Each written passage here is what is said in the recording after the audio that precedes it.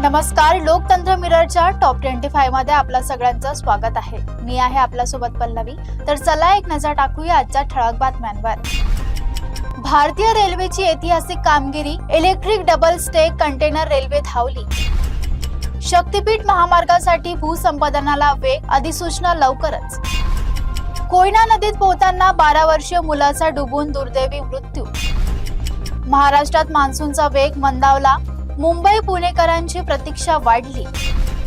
पुण्यातून सुटणाऱ्या रेल्वे गाड्यांना प्रचंड गर्दी, कन्फर्म तिकीट मिळणे कठीण। एल निनो सक्रिय होण्याची चिन्हे, पाऊस आणि शेतीवर परिणामाची शक्यता।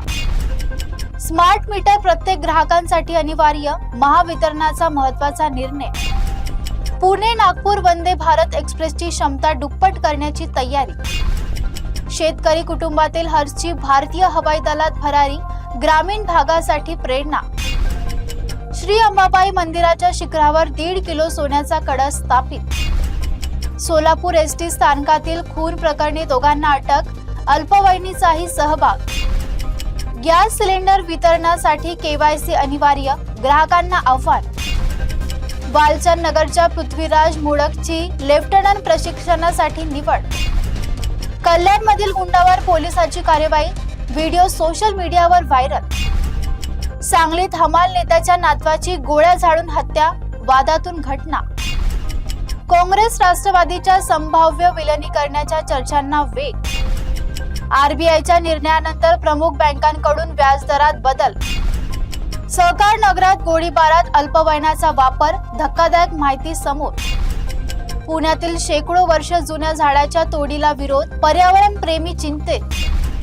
पुण्यात 15 जून पासून जड वाहनाच्या प्रवेशावर निर्बंध लागू। पुणेकरांसाठी महत्त्वाची बातमी, सोमवारपासून पाणी कपात लागू। अमेरिका इराण संबंधात महत्त्वाच्या घडामोडी, शांतता चर्चेकडे लक्ष। फिफा विश्वकपात मेक्सिकोची विजयी सुरुवात, दक्षिण आफ्रिकेवर 2-0 विजय। पैशाच्या वादातून मुलाकडून वडिलाची हत्या, संभाजीनगर हादरली। ऐतिहासिक परराष्ट्र दौऱ्यावर पंतप्रधान मोदी नव्या देशाला भेट देणार। सध्या इतकंच, बघत रहा लोकतंत्र मिरर।